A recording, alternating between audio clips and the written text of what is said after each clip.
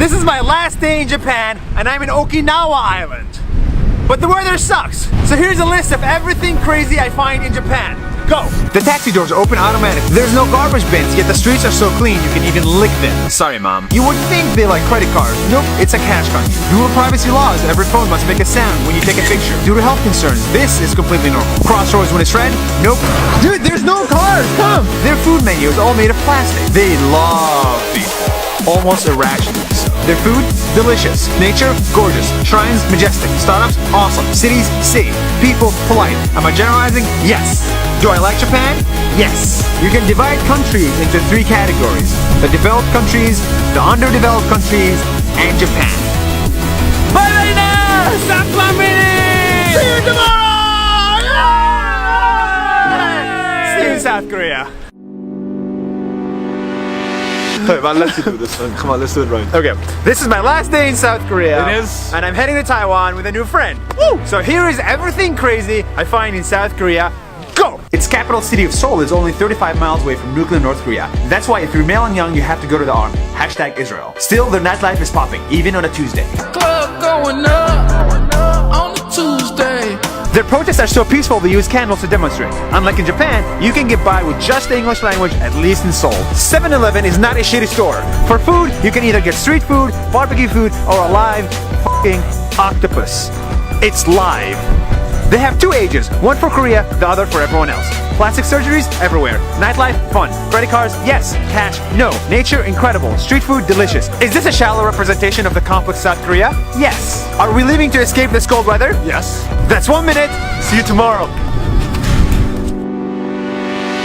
Hi. It's my last day in the country of Morocco before I head to New York. So here's everything that I like about this country. Go! I like the city that's all blue and the city that's all white and the desert that's all yellow. But Morocco does not like drones, so instead of the big things, I'm going to show you the small things. Like the Moroccan tea with sugar, the orange juice that tastes like sugar, and the food that looks like a pyramid. The 2 kisses on the cheek for a hello, the Arabic that I do not understand, and the menus that are all in French, but that I do not like. I like a mud that's so weak you can crush it, and entire cities that are built from it. I use my drone here. The nomad, Muslim, Jew, woman and kid that are all Moroccan.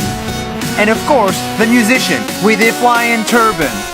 When you add up all these little things, you get something that's bigger than all of them.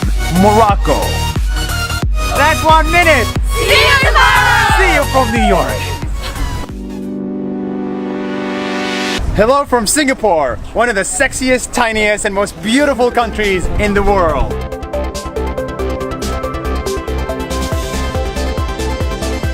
But I am not an architect or a shopaholic, so beautiful buildings and fancy malls are not what makes Singapore Singapore for me. Singapore is Singapore because it is one of the few places where people from China, Malaysia, and India came together to one tiny-ass island, didn't ask for independence, still got it, and managed to build a model country in 50 years. This, and this in just 50 years.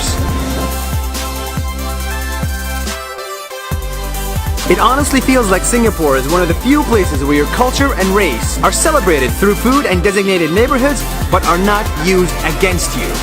And even though Singapore had it all figured out, chewing gum is still illegal here. That's Singapore. That's 1 minute. I'll see you tomorrow. Hi, it's my last day in the islands of the Philippines. I'm sad, but here is everything that I like about this country. Go! It's a country with more than 7,000 islands, which means this and this and this exist here. This volcano and this volcano also exist here. The prices, they are so cheap you can get a whole village drunk or another poor village fed without breaking the bank. But reality is, in some parts, poverty is so extreme people live on top of a trash mountain or at a graveyard with the dead. But you can Google all of the above. What you cannot Google, however, are the people. They will be generous, they will feed you, and they will host you without knowing you. They will build good startups, and they will party like crazy. But best of all, they will be your friend. Real friend. The country's tagline is, it's more fun in the Philippines. But I don't like that. A better term is, there's more love in the Philippines.